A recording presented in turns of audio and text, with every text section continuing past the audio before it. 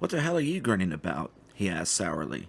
Congressman Cook, he remembered suddenly, in a speech years and years ago, when marijuana was illegal everywhere, said something about Washington's hemp crop. What was it? Yes.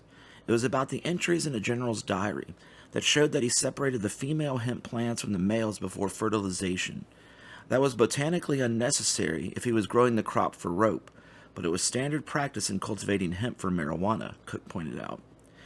And illumination was one of the words hippies were always using to describe the experience one obtains from the highest grade of grass. Even the more common term, turning on, had the same meaning as illumination when you stop to think about it. Wasn't that what the crown of light around Jesus' head in Catholic art was supposed to mean? And Goethe, if he was really part of this, might have been referring to the experience in his last words as he lay dying. More light. I should have become a rabbi, like my father wanted, Saul thought bemusedly. Police work is getting to be too much for me. In a few minutes, I'll be suspecting Thomas Edison. Rock, rock, rock till broad daylight. Slowly, Mary Lou's cervix swam back to consciousness like a shipwrecked victim reaching a raft. Good Lord, she breathed softly. Simon kissed her neck. Now you know, he whispered. Good Lord, she repeated. How many times did I come? Simon smiled. I'm not an anal compulsive type. I wasn't counting. 10 or 12, something like that, I guess. Good Lord. And the hallucinations. Was that what you were doing to my nervous system, or was it the grass? Just tell me what you saw. Well, you got a halo around you, sort of. A big blue halo. And then I saw that it was around me, too, and that it had all sorts of little blue dots dancing in sort of whirls inside it. And then there wasn't even that anymore. Just light. Pure white light. Suppose I told you I have a friend who's a dolphin and he exists in that kind of limitless light all the time. Oh, don't start jiving me. You've been so nice until now. I'm not jiving you. His name is Howard. I might arrange for you to meet him. A fish? No, baby. A dolphin is a mammal, just like you and me. You are either the world's greatest brain or the world's craziest motherfucker, Mr. Simon Moon. I mean it. But that light, my God, I will never forget that light. And what happened to your body? Simon asked casually. You know, I didn't know where it was. Even in the middle of my orgasms, I didn't know where my body was. Everything was just the light. Rock, rock, rock around the clock tonight. And leaving Dallas, that much discussed November 22nd afternoon in 1963, the man using the name Frank Sullivan brushes past McCord and Barker at the airport, but no foreshadowing of Watergate darkens his mind. Back at the grassy knoll, Howard Hunt's picture is being snapped and will later turn up in the files of New Orleans DA Jim, the Jolly Green Giant Garrison. Not that Garrison ever came within light years of the real truth. Here, kitty, kitty, kitty, Hagbard calls. But now we are going back, again, to April 2nd in Las Vegas. Sherry Brandy, née Sharon O'Farrell, arriving home finds Carmel in her living room at 4 in the morning. It doesn't surprise her. He often made these unexpected visits. He seems to enjoy invading other people's territory, like some kind of creepy virus. Darling, I cried, rushing to kiss him as he expected. I wish the creep would drop dead, I thought as our mouths met. An all-night John? He asked casually. Yeah, one of those scientists who works at that place out in the desert we're all supposed to pretend we don't know about. A freak. He wanted something special? Carmel asked quickly. You charge him extra? At times I thought I could really see dollar signs in his eyes. No, I said. He just wanted a lay. But afterward he wouldn't let me go. Just kept jawing. I yawned, looking around at the nice furniture and the nice paintings. I had managed to get everything in shades of pink and lavender. Really beautiful, if that creep hadn't been sitting there on the couch looking like a hungry dead rat. I always wanted pretty things, and I think I could have been some kind of artist or designer if all my luck wasn't always lousy. Christ. Whoever told Carmel a blue turtleneck would go with a brown suit? If it wasn't for women, in my honest-to-Pete opinion, men would all go around looking like that. That's what I think. Insensitive. A bunch of cavemen, or Neanderthals, or whatever you call them. This John had a lot on his mind. I said before old Candy Bar could start cross-examining me about something else. He's against fluorides in drinking water and the Catholic Church and gays, and he thinks the new birth control pill is as bad as the old one, and I should use a diaphragm instead. Christ, he's got the inside dope on everything under the sun, he thinks, and I had to listen to it all. That kind of John. Carmel nodded. Scientists are schmucks, he said. I pulled the dress over my head and hung it in the closet. It was a nice green one with the spangles in the new style where my nipples stick out through little holes, which is a pain in the ass because they're always rubbing against something and getting raw. But it really turns on the Johns. And like I always say, that's the name of the game. In this son of a bitchin' town with all the lousy luck, the only way to heavy scratch is go out there, girl, and sell your snatch. And then I grabbed my robe quick before old blowjob Bobo decided it was time for his weekly Frenching. He's got a nice house, though, I said to distract the creep. He doesn't have to live out there on the base. He's too important for rules and regularities. Nice to look at, I mean. Redwood walls and burnt orange decor, you know, pretty. He hates it, though. Acts as if he thinks it's haunted by Count Frankenstein or somebody. Keeps jumping up and walking around like he's looking for something. Something that'll bite his head off in one gulp if he finds it. I decided to let the top of the robe hang open a little. Carmel was either horny or he wanted something else. And something else with him generally means he thinks he'd been holding back some cash. Him and his damned belt. Of course, sometimes with that I go queer all over for a flash, and I guess that's like the cum that men have, the orgasm. But it ain't worth the pain, believe me. I wonder if it's true some women get it in intercourse. Really get it. I don't think so. I've never known anybody in the business who gets it, from a man. Only from Rosie Palm and her 5 sisters, sometimes. And if none of us do, how can some straight nicey-nicey get it? Bugs, Carmel said, looking shrewd and clever, off on his usual shtick of proving he was more hip to everything than anybody else on God's green earth. I didn't know what the hell he was talking about. What do you mean, bugs? I asked. It was better than talking about money. The John, he said, with a know-it-all grin. He's important, you said, so his house has bugs. He probably keeps taking them out, and the FBI keeps coming back and putting in new ones.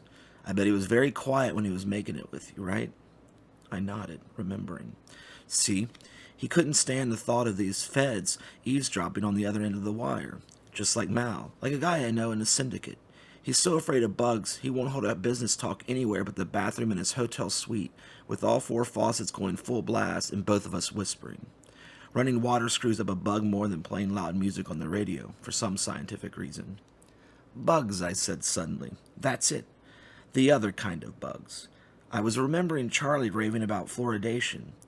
And we're all classified as mental cases, because a few right-wing nuts 15 or 20 years ago who said fluoridation was a communist plot to poison us. Now, anybody who criticizes fluoridation is supposed to be just as bananas as God's lightning. Good Lord, if anybody wants to do us in without firing a shot, I could. And he caught himself. Hit something that almost showed on his face and ended like his brain was walking on one foot. I could point to a dozen things in any chemistry book more effective than fluoride. But he wasn't thinking of chemicals. He was thinking of those little bugs. Microbes is the word, and that's what he was working on. I could feel that flash I always get when I read something in a John, like if he had more money than he let on, or he had caught his wife spreading for the milkman and was doing it to get even, or he was really a fagola and was just proving to himself that he wasn't completely a fagola. My God, I said. Carmel, I read about those microbe bugs in the Inquirer. If they have an accident out there, this whole town goes, and the state with it, and God knows how many other states. Jesus, no wonder he keeps washing his hands. Germ warfare, Carmel said, thinking fast. God, I'll bet this town is crawling with Russian spies trying to find out what's going on out here. And I've got a direct lead for them. But how the hell do you meet a Russian spy, or a Chinese spy for that matter? You can't just advertise in a newspaper. Hell, maybe if I went down to the university and talked to some of those freaking commie students. I was shocked. Carmel, you can't sell your own country like that. The hell I can't. The Statue of Liberty is just another broad, and I'll take what I can get for her. Don't be a fool. He reached in his jacket pocket and took out a caramel candy like he always did when he was excited. I'll bet somebody in the mob will know. They know everything. Jesus, there has to be some way of cashing in on this. The president's actual television broadcast was transmitted to the world at 10:30 p.m. EST, March 31st. The Russians and Chinese were given 24 hours to get out of Fernando Po, or the skies over Santa Isabel would begin raining nuclear missiles. "This is darn serious," the chief executive said, "and America will not shirk its responsibility to the freedom-loving people of Fernando Po." The broadcast concluded at 11 p.m. EST, and within 2 minutes, people attempting to get reservations on trains, planes, buses, or carpools to Canada had virtually every telephone wire in the country overloaded. In Moscow, where it was 10 the next morning, the premier called a conference and said crisply, "That character in Washington is a mental lunatic, and he means it. Get our men out of Fernando Po right away, then find out who authorized sending them there in the first place and transfer him to be supervisor of a hydroelectric works in Outer Mongolia." "We don't have any men in Fernando Po," a commissar said mournfully. "The Americans are imagining things again." "Well, how the hell can we withdraw men if we don't have them there in the first place?" the premier demanded. "I don't know. We've got 24 hours to figure that out, or..." The commissar quoted an old Russian proverb, which means roughly that when the polar bear excrement interferes with the fan belts, the machinery overheats. "Suppose we just announce that our troops are coming out," another commissar suggested. "They can't say we're lying if they don't find any of our troops there afterwards." "No, they never believe anything we say. They want to be shown," the premier said thoughtfully. "We'll have to infiltrate some troops surreptitiously and withdraw them with a lot of fanfare and publicity. That should do it." "I'm afraid it won't end the problem," another commissar said funereally. "Our intelligence indicates that there are Chinese troops there. Unless Peking backs down, we're going to be caught in the middle when the bombs start flying and..." He quoted a proverb about the man in the intersection when two manure trucks collide. "Damn," the premier said. "What the blue blazes do the Chinese want with Fernando Po?" He was harassed, but still he spoke with authority. He was, in fact, characteristic of the best type of dominant male in the world at this time. He was 55 years old, tough, shrewd, unburdened by the complicated ethical ambiguities which puzzle intellectuals, and had long ago decided that the world was a mean son of a bitch in which only the most cunning and ruthless can survive. He was also as kind as was possible for one holding that ultra-Darwinian philosophy, and he genuinely loved children and dogs, unless they were on the side of something that had to be bombed in the national interest. He still retained some sense of humor, despite the burdens of his almost godly office, and although he had been impotent with his wife for nearly 10 years now, he generally achieved orgasm in the mouth of a skilled prostitute within 1.5 minutes. He took amphetamine pep pills to keep going on his grueling 20-hour day, with the result that his vision of the world was somewhat skewed in a paranoid direction, and he took tranquilizers to keep from worrying too much, with the result that his detachment sometimes bordered on schizophrenia. But most of the time, his innate shrewdness gave him a fingernail grip on reality. In short, he was much like the rulers of America and China. And banishing Thomas Edison and his light bulbs from mine, Saul Goodman looks back over the first 8 memos briefly, using the conservative and logical side of his personality, rigidly holding back the intuitive functions. It was a habitual exercise with him, and he called it expansion and contraction, leaping in the dark for the connection that must exist between fact 1 and fact 2, then going back slowly to check on himself. The names and phrases flow past in review. Fra Dolcino, 1508. Roshinaya, Hassan-i-Sabah, 1090. Weishaupt, assassinations, John Kennedy, Bobby Kennedy, Martin Luther King. Mayor Daley, Cecil Rhodes, 1888. George Washington. Choices. 1. It is all true, exactly as the memo suggests. 2. It is partly true and partly false. 3. It is all false, and there is no secret society that has endured from 1090 AD to the present. Well, it isn't all true. Mayor Daley never said a Vigga Blumenkraft to Senator Ribicoff. Saul had read in the Washington Post a lip-reader's translation of Daley's diatribe, and there was no German in it, although there was obscenity and anti-Semitism. The Weishaupt Washington impersonation theory also had some flaws. In those days, before plastic surgery, such an undetected assumption of the identity of a well-known figure was especially hard to credit. despite the circumstantial evidence quoted in the memos. Two strong arguments against choice 1. The memos are not all true. How about choice 3? The Illuminati might not be a straight unbroken line from the first recruit gathered by old Hassan-i Sabah to the person who bombed confrontation. It might have died and lain dormant for a term, like the Ku Klux Klan between 1872 and 1915. And it might have gone through such breakups and resurrections more than once in 8 centuries. But linkages of some sort, however tenuous, reached from the 11th century to the 20th, from the Near East to Europe, and from Europe to America. Saul's dissatisfaction with official explanations of recent assassinations, the impossibility of making any rational sense out of current American foreign policy, and the fact that even historians who vehemently distrusted all conspiracy theories acknowledged the pivotal role of secret Masonic lodges in the French Revolution. All these added weight to the rejection of choice 3.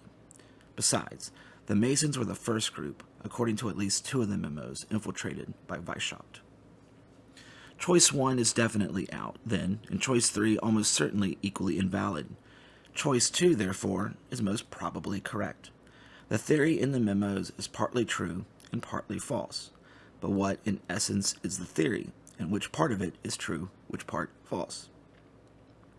Saul lit his pipe, closed his eyes, and concentrated.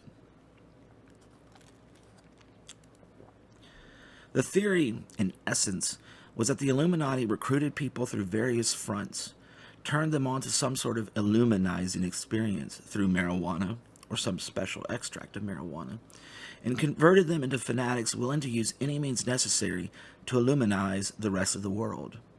Their aim, obviously, is nothing less than a total transformation of humanity itself along the lines suggested by the film 2001 or by Nietzsche's concept of the Superman.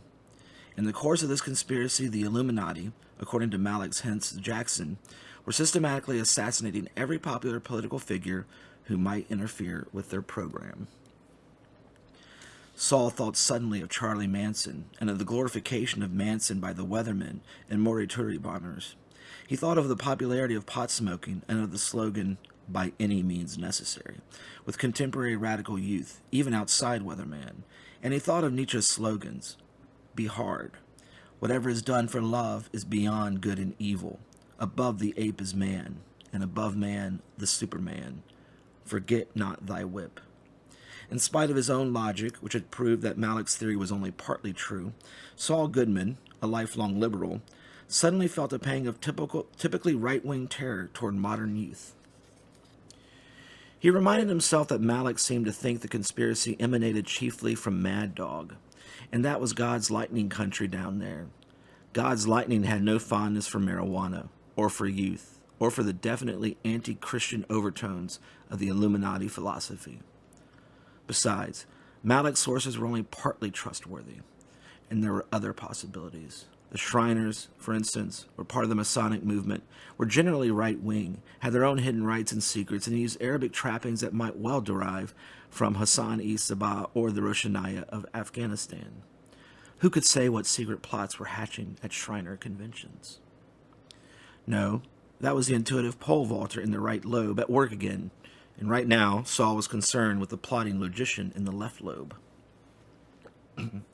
The key to the mystery was in getting a clear definition of the purpose of the Illuminati.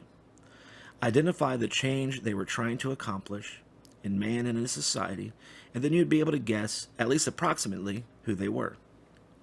Their aim was English domination of the world, and they were Rhodes Scholars, according to the Birchers.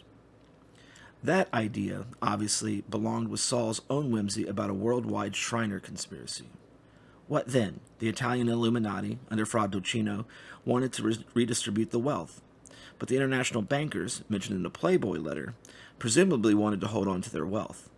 Weishaupt was a free thinker, according to the Britannica, and so were Washington and Jefferson, but Saba and Joachim of Florence were evidently heretical mystics of the Islamic and Catholic traditions, respectively. Saul picked up the 9th memo, deciding to get more facts, or pretended facts, before analyzing further, and then it hit him. Whatever the Illuminati were aiming at had not been accomplished. Proof. If it had, they would not still be conspiring in secret. Since almost everything has been tried in the course of human history, Find out what hasn't been tried, at least not on a large scale. And that will be the condition to which the Illuminati are trying to move the rest of mankind. Capitalism had been tried. Communism has been tried. Even Henry George's single tax has been tried in Australia. Fascism, feudalism, and mysticism have been tried. Anarchism has never been tried. Anarchism was frequently associated with assassinations. It had an appeal for freethinkers such as Kropotkin and Bakunin, but also for religious idealists like Tolstoy and Dorothy Day of the Catholic worker movement. Most anarchists hoped, Joachim-like, to redistribute the wealth, but Rebecca had once told him about a classic of anarchist literature, Max Stirner's The Ego and His Own, which had been called the Billionaire's Bible because it stressed the advantages the rugged individualist would gain in a stateless society. And Cecil Rhodes was an adventurer before he was a banker. The Illuminati were anarchists. It all hit. The pieces of the puzzle slipped together smoothly. Saul was convinced. He was also wrong. "We'll just get our troops out of Fernando Po," the chairman of the Chinese Communist Party said on April 1st. "A place that size isn't worth world war." "But we don't have any troops there," an aide told him. "It's the Russians who do." "Oh?" The chairman quoted a proverb to the effect that there was urine in the rose water. "I wonder what the hell the Russians want with Fernando Po," he added thoughtfully. He was harassed, but still he spoke with authority. He was in fact characteristic of the best type of dominant male in the world at this time. He was 55 years old, tough, shrewd, unburdened by the complicated ethical ambiguities which puzzle intellectuals, and had long ago decided that the world was a mean son of a bitch, in which only the most cunning and ruthless can survive. He was also as kind as was possible for one holding that ultra-Darwinian philosophy, and he genuinely loved children and dogs, unless they were on the side of something that had to be bombed in the national interest. He still retained some sense of humor, despite the burdens of his almost godly office. And although he had been impotent with his wife for nearly 10 years now, he generally achieved orgasm in the mouth of a skilled prostitute within 1.5 minutes. He took amphetamine pep pills to keep going on his grueling 20-hour day, with the result that his vision of the world was somewhat skewed in a paranoid direction, and he took tranquilizers to keep from worrying too much, with the result that his detachment sometimes bordered on the schizophrenic, but most of the time, his innate shrewdness gave him a fingernail grip on reality. In short, he was much like the rulers of America and Russia. "And it's not only a sin against God," Mr. Mocenigo shouts, "but it gives you germs too." It is 1950, early spring on Marbury Street, and young Charlie Mocenigo raises terrified eyes. Look, Mr. Mocenigo goes on angrily. "Don't believe your own father. See what the dictionary says. Look at the page. Here, see. Masturbation. Self-pollution. Do you know what self-pollution means? Do you know how long those germs last?" And in another spring, 1955, Charles Mocenigo, a pale, skinny, introverted genius, registers for his first semester at MIT, and coming to the square on the form that says religion, writes in careful block capitals, "Atheist." He has read Kinsey and Hirschfeld and almost all the biologically oriented sexological treatises by this time, studiously ignoring psychoanalysts and such unscientific types, and the only visible remnant of that early adolescent terror is a habit of washing his hands frequently when under tension, which earns him the nickname Soapy. General Talbot looks at Mocenigo pityingly and raises his pistol to the scientist's head. On August 6, 1902, the world produced its usual crop of new humans, all programmed to act more or less alike, all containing minor variations of the same basic DNA blueprint. Of these, approximately 51,000 were female and 50,000 were male. And two of the males, born at the same second, were to play a large role in our story and to pursue somewhat similar and anabatic careers. The first, born over a cheap livery stable in the Bronx, New York, was named Arthur Flagenheimer, and at the other end of his life spoke very movingly about his mother, as well as about bears and sidewalks and French-Canadian bean soup. The second, born in one of the finest old homes on Beacon Hill in Boston, was named Robert Putney Drake, and at the other end of his life thought rather harshly of his mother. But when the paths of Mr. Flagenheimer and Mr. Drake crossed, in 1935, one of the links was formed, which led to the Fernando Po incident. And in present time, more or less, Number 5 was summoned to meet W in the headquarters of a certain branch of British intelligence. The date was March 17th, but being English, neither 005 nor W gave a thought to blessed St. Patrick. Instead, they spoke of Fernando Poo. The Yanks, W said crisply, are developing evidence that the Russians or the Chinese, or both of them, are behind this tequila y moto swine. Of course, even if that were true, it wouldn't matter a damn to Her Majesty's government. What do we care if a speck of an island that size turns red? But you know the Yanks, 005, they're ready to go to war over it, although they haven't announced that publicly yet. My mission, 005 asked, the faint lines of cruelty about his mouth turning into a most engaging smile, is to hop down to Fernando Poo and find out the real politics of this Tequila Yimoto bloke, and if he is red, overthrow him before the Yanks blow up the world. That's the assignment. We can't have a bloody nuclear war just when the balance of payments is almost straightened out and the common market is finally starting to work. So hop to it, straight away. Naturally, if you're captured, Her Majesty's government will have to disavow any knowledge of your actions. It always seems to work out that way, 005 said ironically. I wish for once you'd give me a mission where Her Majesty's bleeding government would stand behind me in a tight spot. But 005, of course, was merely being witty. As a loyal subject, he would follow orders under any circumstances, even if it required the death of every soul on Fernando Poo and himself as well. He rose in his characteristic debonair fashion and headed for his own office, where he began his preparations for the Fernando Poo mission. His first step was to check his personal worldwide travel notebook, seeking the bar in Santa Isabel which came closest to serving a suitable martini and the restaurant most likely to prepare an endurable lobster Newburg. To his horror, there was no such bar and no such restaurant. Santa Isabel was bereft of social graces. I say, 005 muttered, this is going to be a bit thick. But he cheered up quickly, for he knew that Fernando Poo would be equipped at least with a bevy of tawny-skinned or coffee-colored females, and such women were the holy grail to him. Besides, he had already formed his own theory about Fernando Poo. He was convinced that Bugger, blowhards, unreformed gangsters, goons, and espionage renegades, an international conspiracy of criminals and double agents, led by the infamous and mysterious Eric the Red Blowhard, was behind it all. 005 had never heard of the Illuminati. In fact, 005, despite his dark hair combed straight back, his piercing eyes, his cruel and handsome face, his trim athlete's body, and his capacity to penetrate any number of females and defenestrate any number of males in the course of duty, was not really an ideal intelligence agent. He had grown up reading Ian Fleming novels and one day, at the age of 21, looked in the mirror, decided he was everything a Fleming hero should be, and started a campaign to get into the spy game. After 14 years in bureaucratic burrowing, he finally arrived in one of the intelligence services, but it was much more the kind of squalid and bumbling organization in which Harry Palmer had toiled his cynical days away than it was a birth of bondage. Nevertheless, 005 did his best to refurbish and glamorize the scene, and perhaps because God looks after fools, he hadn't managed to get himself killed in any of the increasingly bizarre missions to which he was assigned. The missions were all weird at first because nobody took them seriously. They were all based on wild rumors that had to be checked out just in case there'd be some truth in them. But it was later realized that 005's peculiar schizophrenia was well suited to certain real problems, just as a schizoid of the more withdrawn type is ideal for a sleeper agent, since he could easily forget what was conventionally considered his real self.